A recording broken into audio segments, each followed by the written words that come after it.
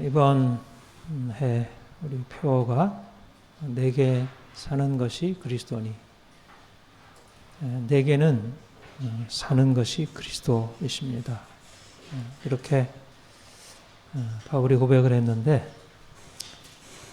내게 사는 것이 그리스도라는 말은 내가 그리스도처럼, 예수님처럼 살기를 원합니다. 내 삶의 목적, 내 삶의 방향, 내 삶의 이유는 예수님 같이 되는 것입니다. 그 중세의 유명한 아주 뛰어난 영성 서적으로 토마스 아켄피스라는 분의 그리스도를 본받아라는 책이 있어요. 이것은 지금도 많은 사람들에게 특별히 주님을 더 깊이 가까이 하면서 세상 어떤 것보다 하나님 앞에 살길 원하는 사람들에게 귀한 영적인 삶의 지침을 제시해 주는 책인데, 저도 굉장히 오래된 책이고, 또 그분은 사실 개신교가 아니고 캐톨릭에 속한 분이지만 그분 안에 아주 깊은 영성이 있다는 것을 제가 느끼게 되고, 우리 예수님을 닮아서, 예수님을 본받아서 변화되는 것이 얼마나 높은 이상이고 또 우리에게 주어진 큰 은혜의 방향성인지를 생각하게 됩니다. 내게 사는 것이 그리스도니라고 할 때 예수님이 내 안에 사시고, 예수님이 내 안에 사심으로 내가 예수님처럼 살아가는, 여러분, 그게 여러분의 삶에 일어날 수 있겠어요? 내가 예수님처럼 살아가는 거. 근데 그것이 하나님이 우리를 부르신 목적이고, 또 사도 바울이 그랬던 것처럼 우리 또한 그렇게 될 수 있다는 것입니다. 제가 이렇게 정신분석을 이제 지금도 많이 공부를 하고 있는데, 제가 정신분석하면서 인간의 어떤 태어나서 성장하고 성숙하는 그 과정에 대한 것을 많이 배우게 되었어요.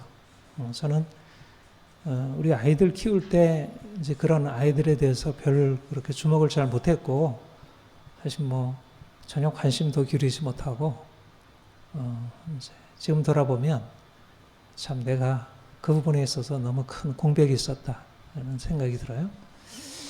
뒤늦게 이제 아이들의 성장이 얼마나 중요한 의미를 가지고 있는지를 보게 되는데, 이제 사람이 이 세상에 태어나서 처음에 부모의 사랑을 받아서 성장하게 되죠. 근데 이제 아이의 성장에 있어서 가장 중요한 게 뭐냐면 부모를 통해서 인생을 배우게 되는 거예요. 이거는 갓난아이가 내가 누구인가, 또 내가 어떻게 살아가야 하는가를 엄마 아빠를 통해서 보는 것이. 그러면서 야, 엄마 너무 훌륭해, 너무 최고야, 멋있어, 모든 것을 알 수 있고 라는, 그야말로 이제 신적인 존재로 보이게 되죠. 그리고 그 엄마 아빠가 나를 위해서 너무 모든 것을 다 해주는 거예요. 그러니까 엄마 아빠만 옆에 있으면 인생에 어떤 걱정도 없고 모든 것이 다 채워지는 완벽한 이제 천국에 가까운 그런 삶을 시작하게 돼요. 그러면서 나도 저런 엄마처럼, 저렇게 아빠처럼, 저렇게 멋있게, 저렇게 아주 힘있게, 나도 모든 걸 다 잘할 수 있게 그렇게 되고 싶어. 그런 걸 이상화라 그렇게 얘기해요. 이상화. 내가 엄마를 이상화하고, 딸은 엄마를 이상화하고, 아들은 아빠를 이상화하고, 나도 저렇게 아빠처럼 이렇게 모두 잘 만들고 그리고 모든 것을 훌륭하게 해내는 아빠처럼 될 거야. 나도 저런 엄마처럼 예쁘게 될 거야. 이제 그것이 이제 어린 아이에게 있어서 귀한 이제 성장의 방향이고, 그러니까 어린 아이에게 있어서 엄마가 아빠가 자기를 지켜준다는 거, 엄마 아빠가 나와 함께 있으면 나는 안전하다는 거, 또 내가 엄마 아빠처럼 저게 훌륭하게 되고 싶다는 거. 이것이 이제 인생의 출발을, 그런 좋은 출발을 갖게 될 때 이제 그 아이가 굉장히 훌륭한 성장을 할 수 있다. 우리가 예수님을 만나서 하나님의 자녀로 새로 태어나게 된다는 것이 이런 의미가 있다고 생각해요. 어린 아이가 엄마 아빠를 이상화해서 그걸 목표로 해서 이제 성장해 나가듯이 우리는 예수님이 우리의 이상화 대상으로 나도 예수님처럼 살겠어. 나도 예수님을 본받아서 살아가겠어. 하는 것이 우리의 신앙생활의 굉장히 중심축이라는 거예요. 이게 깨어져 있으면 신앙생활을 제대로 이어가기 어려워. 어린아이에게서 이상화 대상, 엄마나 아빠가 이상화 대상으로서 제대로 역할을 못 해주면 처음에 엄마 아빠에 대해서 그렇게 바라보고 나아가다 실망하고 내가 뭘 향해서 나갈지를 모르는 거예요. 그러니까 아이가 건강한 성장을 하기가 어렵죠.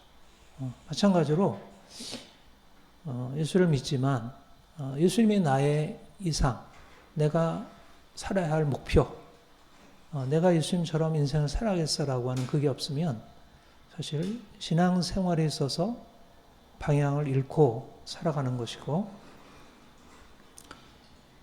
온전하게 되기 어렵다 생각을 해요. 그래서 저와 여러분이 예수님을 이상으로 이제 그렇게 살아가길 원합니다. 우리 다음번 독서를 우리 이제 존 스타트의 산상수훈 가지고 하게 되는데 그런 생각을 해요. 산상수훈에는 예수님이 사신 삶의 모습, 삶의 방향성 그 안에 그야말로 다 녹아 있어요. 그거는 너희가 이렇게 살아라만이 아니라 예수님 자신이 살았던 삶이고 굉장히 높은 영성이고 높은 도덕성이죠. 예수님이 이 땅에 오셔서 살아가신 게 너무 많고 너무 완전하니까 우리가 예수님의 어떤 것을 닮을까? 어디서부터 시작할까? 오늘 우리가 본문 말씀을 통해서 예수님을 닮아야 할 가장 중요한 부분을 좀 다루려고 합니다. 오늘 본문은 예수님이 이제 사역을 막 시작을 하시게 된 그 상황에서 일어난 일이에요. 예수님이 베들레헴에서 태어나시고 나사렛에서 자라시고 베들레헴은 여기 그 예루살렘 밑에 팔레스타인 남부 쪽이고 그리고 그 나사렛은 갈릴리에서 좀 약간 그 북부 갈릴리에서 약간 왼쪽이고 이제 갈릴리 바다보다는 좀 내륙에 들어온 그런 지역이에요. 그래서 나사렛에서 자라시다가 이제 본격적으로 사역을 시작하시게 돼요. 근데 이제 예수님이 사역을 하신 그 주무대는 갈릴리였죠. 북부에 있는 갈릴리였고 이제 갈릴리에서 사역을 하시기 전에 먼저 예수님이 이제 그 첫 번째로 하신 것이 세례 요한에게 가신 것입니다. 세례 요한은 예수님 태어나시기 6개월 전에 성령의 어떤 특별한 섭리 역사 가운데 태어나서 예수님 오시기 전에 사람들에게 이제 회개 세례를 외치고 사람들이 주님을 받아들일 수 있는 그 마음의 밭을 준비하도록 하나님의 특별한 이제 종이라 할 수 있는데 그가 예루살렘 옆에 있는 그런 요단강에서 이제 세례를 베풀면서 사람들로 하여금 이제 하나님께 돌이키도록 과거에 죄악된 삶에서 벗어나서 하나님께 돌이키도록 그렇게 해서 이제 세례를 베풀고 있었는데 예수님이 그에게 와서 나에게 세례를 베풀라 이렇게 이제 베풀어 달라고 얘기를 한 거예요. 그랬더니 세례요한이 당신은 내가 세례를 베풀 대상이 아니라 나는 당신의 신발의 끈도 풀기에 감당하지 못할 사람인데 어떻게 내가 당신을 위해서 세례를 베풀겠습니까? 했을 때 이렇게 해서 하는 것이 하나님의 의를 이루는 것이다. 그래서 요단강에 들어가서 세례를 받으셨어요. 그러니까 요단강 세례를 받으신 것은 우리가 지금 세례하는 것처럼 이렇게 물을 뿌려서 이제 하는 게 아니고 직접적으로 이제 침수했다가 나오는, 지금도 이제 침례교 같은 경우에 이제 그런 방식으로 세례를 베풀죠. 그런 세례 침례를 받으시고 나오신 거예요. 그런데 그때 놀라운 일이 일어났습니다. 하늘이 열리고 하늘에서 이제 비둘기 같이 성령이 임하시고 음성이 나기를 너는 내 사랑하는 아들이요 내가 기뻐하는 자라, 이렇게 말씀하셨어요. 이게 바로 예수님이 누구신지, 예수님과 하나님과의 관계에 있어서 아주 중요한 놀라운 비밀, 사실. 예수님이 누구신가? 물론 이 세상에 예수님이 태어나시기 전에 마리아에게 하나님의 아들이 네 몸에서 태어날 거다 말씀하셨고, 여러 가지 방식으로 하나님이 예수님이 하나님의 아들됨을 간접적으로 알리시긴 하셨지만 직접적으로 이는 내 사랑하는 아들이요 내가 기뻐하는 자라 말씀하신 것은 처음이었어요. 그러니까 말하자면 예수님께서 이 땅에 오셔서 수많은 사역을 이제 앞으로 하게 돼요. 그러니까 이제 갈릴리에 가셔서 수많은 귀신 들린 자들 쫓아내고, 눈먼 자들 눈을 뜨게 하고, 이제 말 못하는 벙어리 입을 열시고, 그리고 중풍병자들 고치시고, 그리고 문둥병자들 깨끗게 하시고, 수많은 이제 역사들을 행하시죠.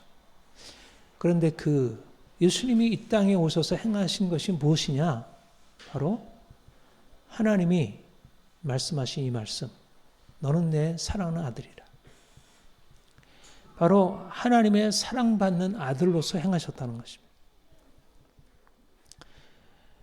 예수님이 행하신 수많은 일들이 너무나 놀라운 기적이었죠. 이야, 이 엄청난 기적의 역사들이었어요. 세상에 없었던 죽은 자들이 살아나고, 눈먼 자들 눈을 뜨고, 귀 먹은 자들 귀가 열리고, 사람들이 귀신 들려서 고통하던 자들이 거기서 벗어나고, 이거는 사실 이 땅에 없었던 엄청난 일이 일어난 것인데, 근데 거기에 중요한 것은 뭐냐면 그게 하나님의 사랑받는 아들로서 행하신 거예요. 그러니까 예수님의 그 삶의 그 여정을 우리가 쭉 쫓아가고 그분의 사역을 잘 따라가다 보면 그냥 그적을 행한 게 아니에요. 그 안에는 사람들이 돌아와서 고통당하는 그 고통 속에서 하나님의 사랑이 흐르고 있었던 거예요. 말하자면 그들은 그냥 병고침을 받은, 의사에 가서 병고침을 받아가지고 이제 내 몸 나았네, 그렇게 해가지고 이제 내가 자유롭게 되었네, 감사하다, 이제는 내 인생이 편하네. 물론 현실적으로 그런 유익을 받아서 너무 감사했지만, 그러나 정말 그 안에 나타난 가장 중요한 보이지 않는 영적인 사실은 뭐냐면 하나님의 사랑, 하나님의 사랑이 그들 안에 나타난 거예요. 예수님은 바로 그 사랑을 나타내시려고, 아버지의 사랑을 그들에게 계시하시려고, 예수님이 하나님의 사랑받는 아들로 이 땅에 오셔서 이제 그 하나님의 사랑이 이 땅에 어떻게 나타날지를 그가 친히 나타내 보신 것입니다. 오늘날 수많은 사람들이 예수님을 바라보고, 야, 어떻게 그렇게 사셨을까? 너무너무 놀라워요. 예수님은 정말 이해할 수 없는 분이에요. 인간으로서 어떠한 존재인가? 너무 신적인데 너무 인간적인 거예요.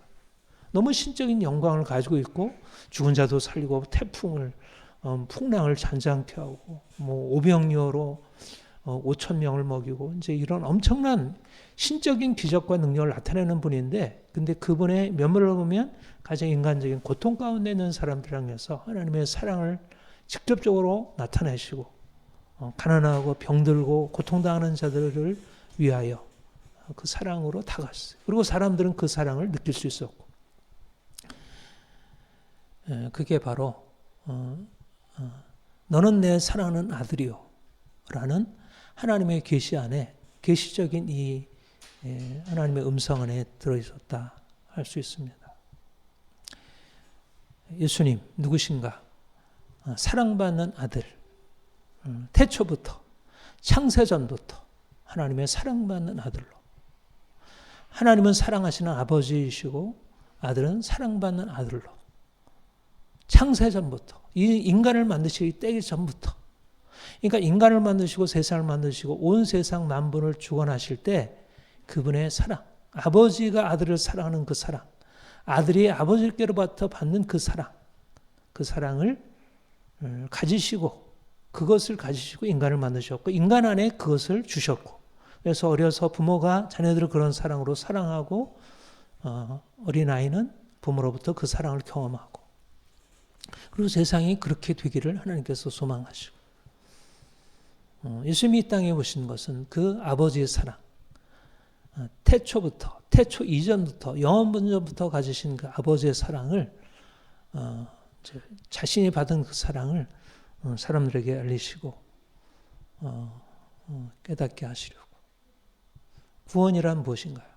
바로 이 하나님의 사랑 받는 아들의 자리로 들어가는 것입니다. 하나님이 이 땅에 오신 것은 사람들을 고통 가운데에서 건지셔서 그 고통에서 벗어나서 자유케 하기 위함만이 아니고 바로 사랑이라는 놀라운 실제를 우리로 만나게 하시려고 하신 것이에요.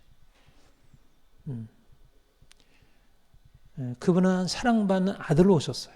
그리고 그가 이 땅에 오셔서 우리를 아들 삼으셨어요.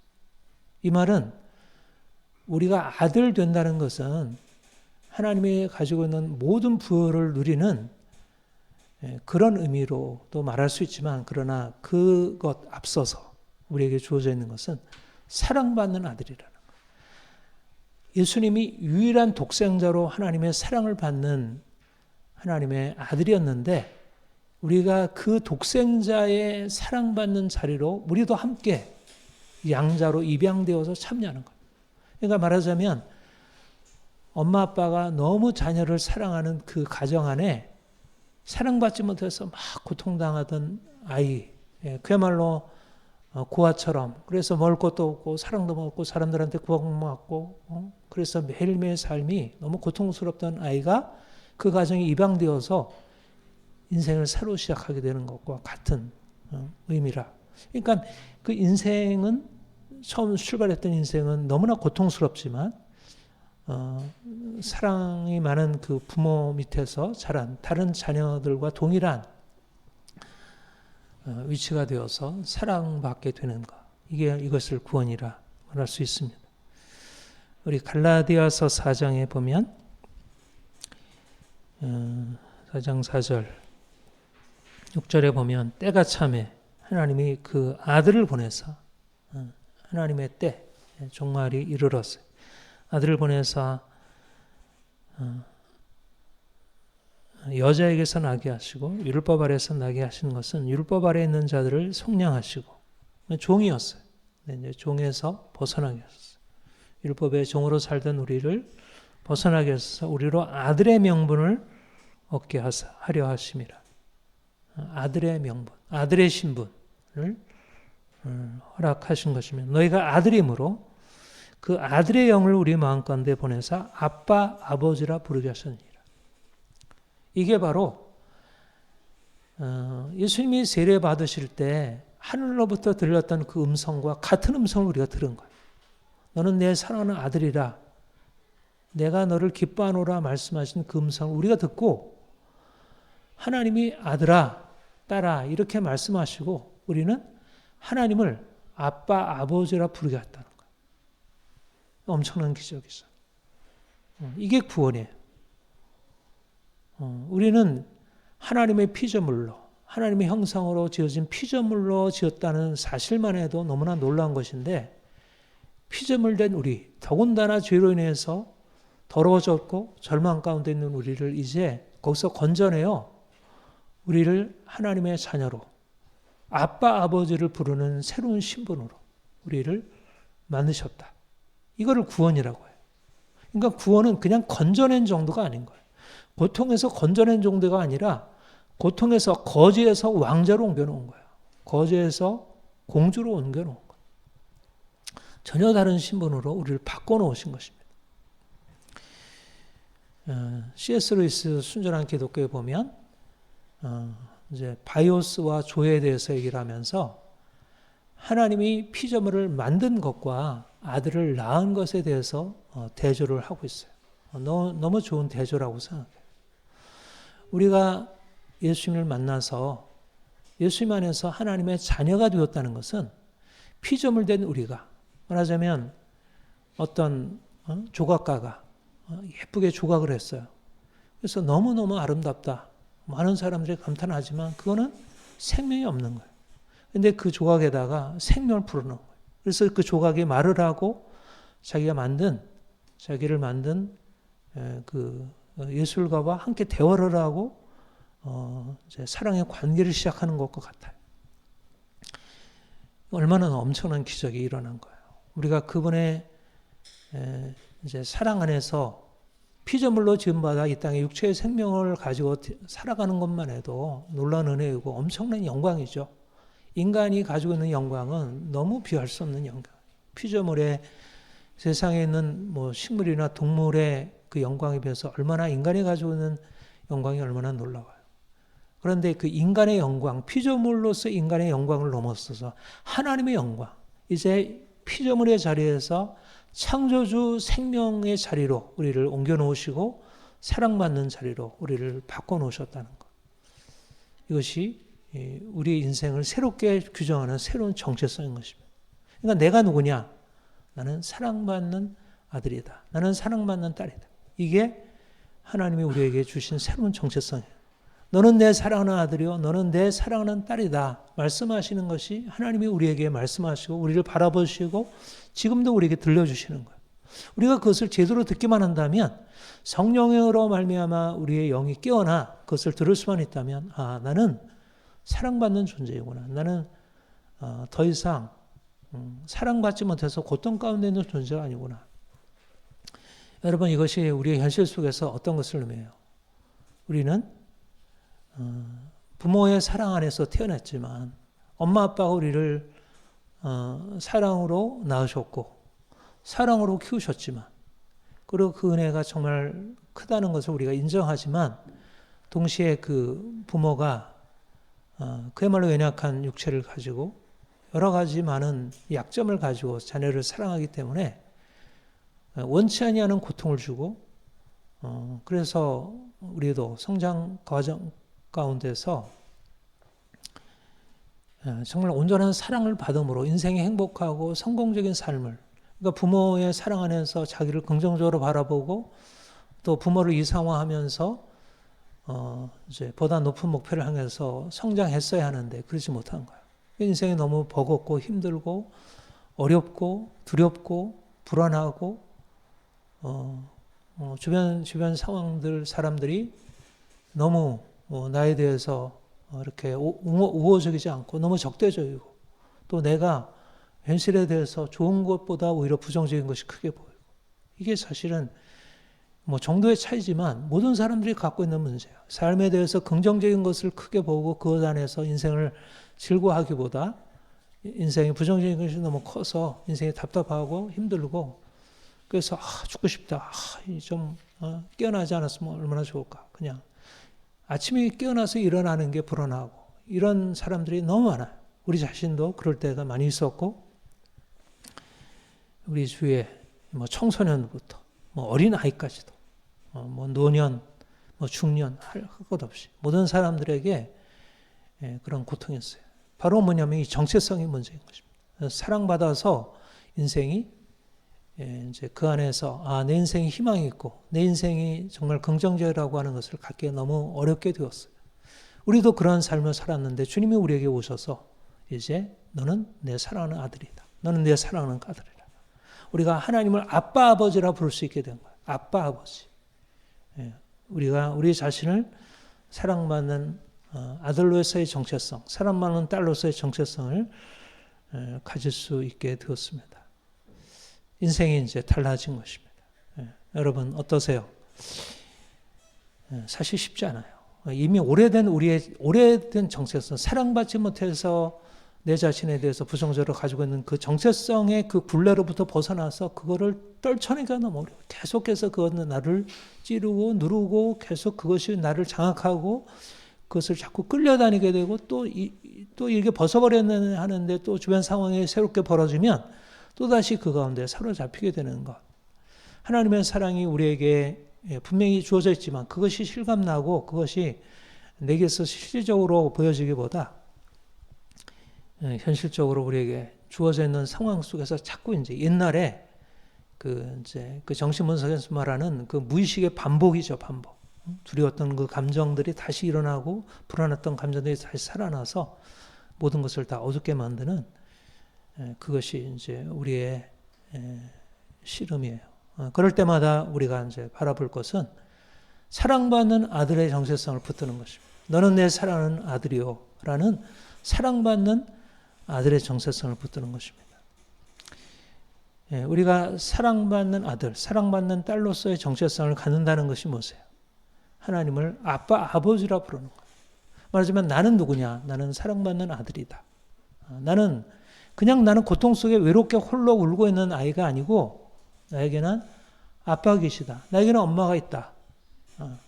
그것은 어때요? 인생이 더 이상 불안하지 않은 것. 이게 굉장히 중요한 변화예요. 좋은 엄마 아빠가 있는 아이와 그렇지 못한 일단 엄마 아빠가 없는 아이, 또 엄마 아빠가 있지만 엄마 아빠가 엄마 아빠로서의 그 사랑을 베풀고 보호와 안전하게 해주는 기능을 제대로 못 해주는 아이는 너무너무 달라요. 아이가 인생이 태어날 때부터 세상이 달라. 하나는 천국이고 하나는 지옥이에요. 사랑받는 아이에게 있어서는 이 세상이 천국이에요. 모든 것이 다 가능성으로 열려있고 모든 것을 다 할 수 있고 무엇이든지 내가 하면 된다는 그 아이는 모든 것을 놀이로 할 수 있고 창조적으로 이것저것 모험할 수 있고 그런데 사랑받지 못하면 인생이 너무 불안해. 능력이 없는 게 아닌데 그 안에 뭐 머리도 있고 지혜도 있고 이러저러한 재주도 있는데도 그거는 나에게 별로 그의 힘이 되질 않아. 인생이 불안해. 왜냐하면 나를 사랑해주는 대상이 없어서. 엄마 아빠가 없는 거야. 인생은 사실 엄마 아빠가 있어야 돼. 제가 사실 나는 엄마 아빠가 뭐 나를 뭐 이렇게 힘들게 하거나 박해하거나 그러진 않았어요. 나는 비교적 좋은 엄마 아빠 밑에서 자랐다고 생각해요. 그러나 저는 엄마 아빠 없이 자란 아이 같은 그런 고아의 심정이 있어요. 관계가 형성이 안 됐다. 그러니까 내가 엄마 아빠를 의지하고 신뢰하고 맡기고 하는 게 잘 안 됐어요. 그러니까 내게 있어서는 인생 과정 자체가 그렇게 외적으로 고통을 당하지는 않은데 내적으로는 내가 믿고 신뢰해서 엄마, 아빠 이렇게 해서 엄마 아빠가 왜 충원아 왜 뭐가 저게 이렇게 얘기해야 되는데 그 대화의 기억이 없어요. 그 소통의 기억이 없어요. 그러니까 내게 있어서는 불행도 없었지만 어떻게 보면 큰 불행은 없었지만 행복이 없었던 거예요. 그 사랑받는 행복이 없었던 거예요. 내가 뭘 했으면 너 잘했구나. 칭찬도 해주고 그런 문제가 있으면 야 얼마나 힘드니. 그래? 그렇겠구나. 이렇게 뭔가 이렇게 공감하고 소통하는 게 있어야 하는데 그게 없는 거예요. 그 신뢰할 만한 대상이 없어요. 사실 이제 제가 정신분석하고 심리학하고 이제 이러면서 이제 우리 주변 상황을 바라보니까 너무 많이들 그렇게 살아가는 거예요. 신뢰하는 대상이 없어요. 믿고 맡기고 그 안에서 안전하지가 않은 거예요. 이제 어린 아이에게 그 부모 신뢰할 만한 부모가 있다는 게 얼마나 중요한지. 그런데 이건 어린 아이에게만 아니라 평생 그래요. 근데 이제 어떤가요? 여러분은 어른이 되고 나면 누군가 신뢰하고 맡길 만한 분이 있나요? 부모는 더 이상 그런 분 아니잖아요. 일단 나이가 드셨는데 그분들에게 내가 뭘 맡기고 의지하기보다는 그분들에게 도움을 드려야 할 뿐이고 오히려 이제 상황이 바뀌죠.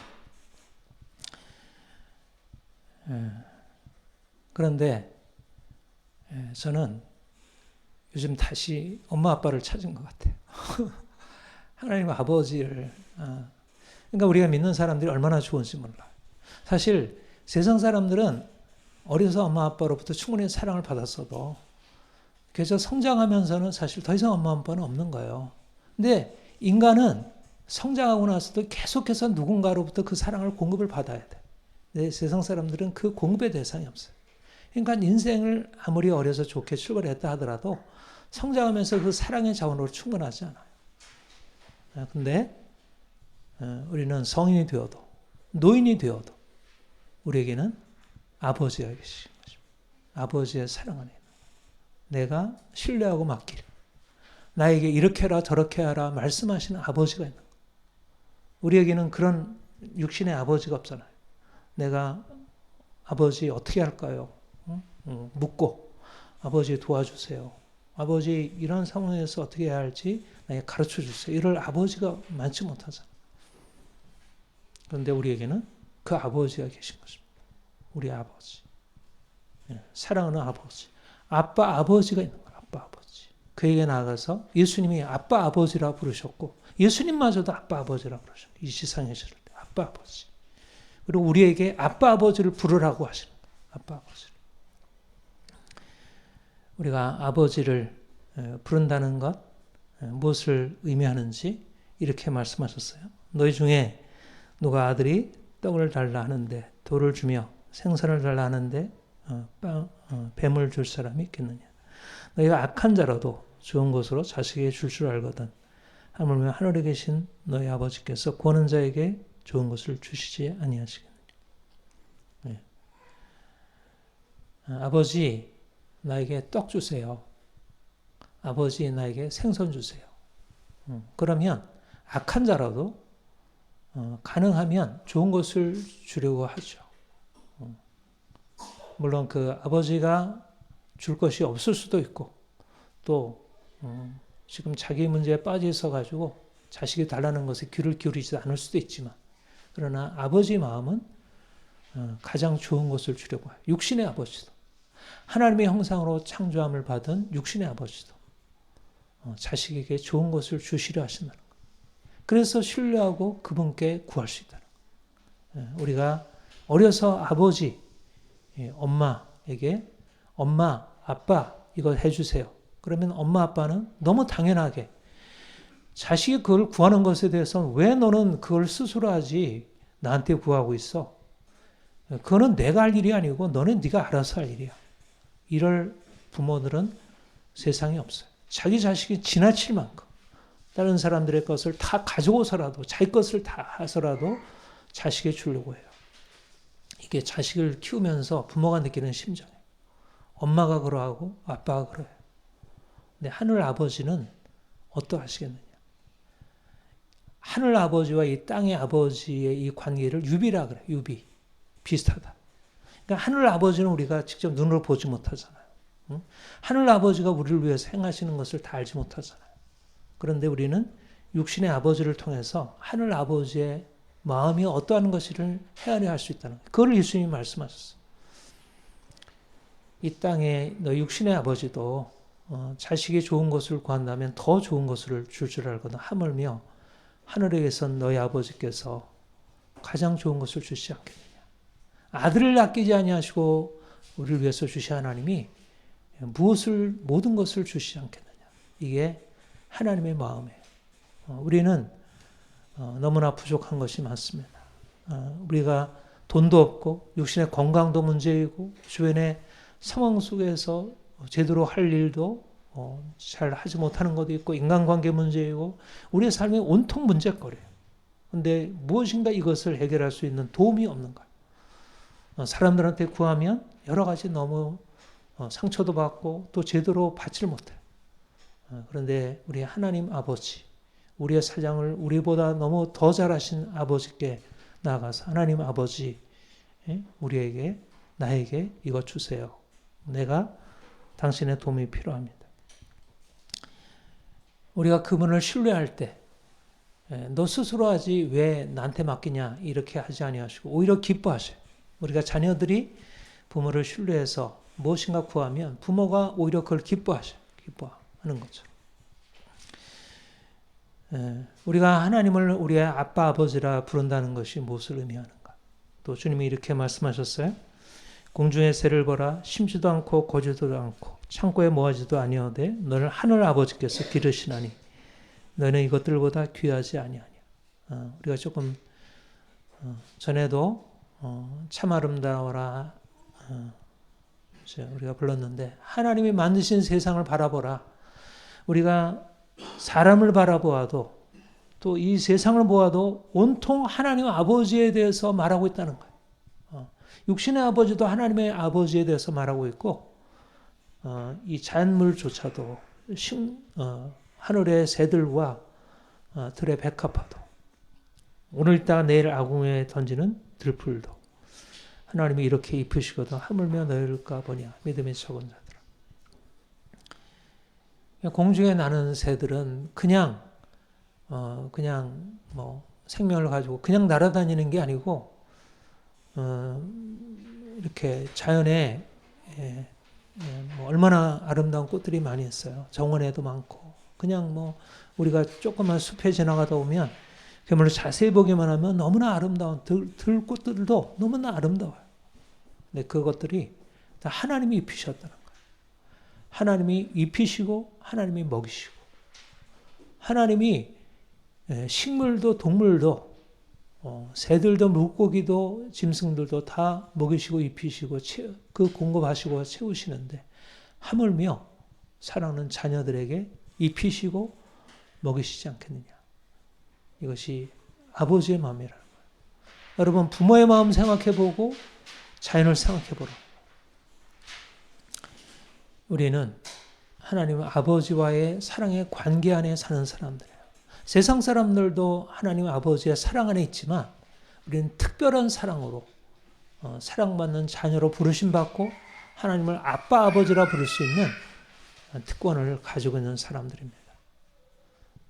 우리가 그 사랑 안에 산다는 게 얼마나 큰 행복인가요?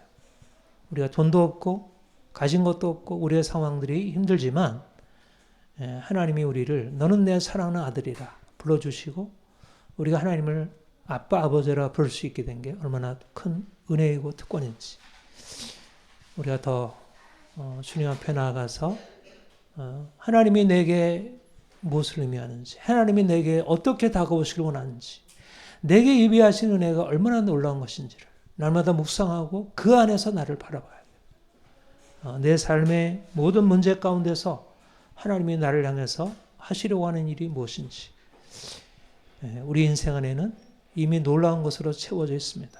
하나님이 우리의 눈을 열어서 바라보기만 하면 내 인생 안에 얼마나 큰 축복이 있는지 사람들이 인생에 대해서 고통스러워하고 답답해하지만 우리가 하나님의 사랑 안에서 세상을 바라보게 되면 얼마나 이 세상이 그야말로 아름다운지 죽어서 이 세상 소풍 끝나고 하늘로 올라가는 그렇게 되는 게 아니라 그야말로 이 세상이 정말 아름다운 세상으로 시적으로 그것을 누리고 살아갈 수 있다 생각합니다.